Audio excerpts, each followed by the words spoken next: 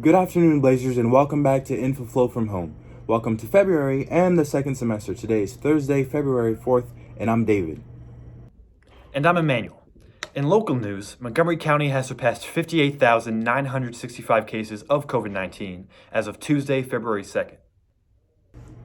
In more local news, Maryland has given Montgomery County a grant of $11.2 million to fund restaurants and hotels. $4.9 million of those dollars will be sent to restaurants, and the other $6.2 million will be used to aid hotels. Smaller restaurants, food trucks, and wineries will also be eligible for relief funds as long as they comply with government mandates. The county is also considering using $3.6 million of those dollars from the general fund to continue before, during, and after school childcare for low-income students. Still reporting locally, Kensington resident Anthony Brennan has pleaded guilty to assaulting 3 young activists who were hanging up Black Lives Matter signs along Crescent Trail around Bethesda back in June. His conviction holds a maximum of up to 10 years in prison, and he will be promptly sentenced this week. In national news, the United States is threatening to levy sanctions on the East Asian country of Myanmar, formerly known as Burma, after the Burmese army seized control of the civilian government installed in 2015. President Biden labeled the coup, and I quote, a direct assault on Myanmar's transition to democracy and rule of law, end quote.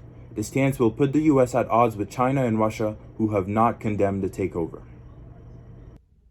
And in groundhog news, Punxsutawney Phil, the official groundhog of Groundhog's Day, saw his shadow, predicting 6 more weeks of winter.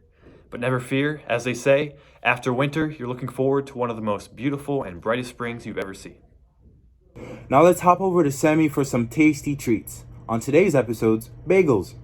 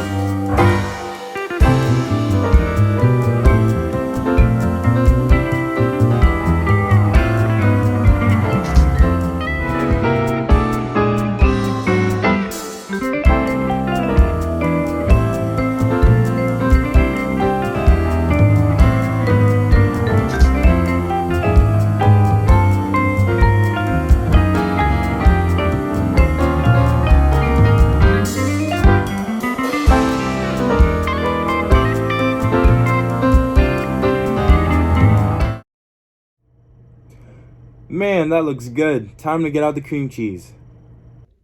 Do you dream of a day that you can sing along with your fellow Blazers? Well, your dream can come true when you sign up for chorus next year.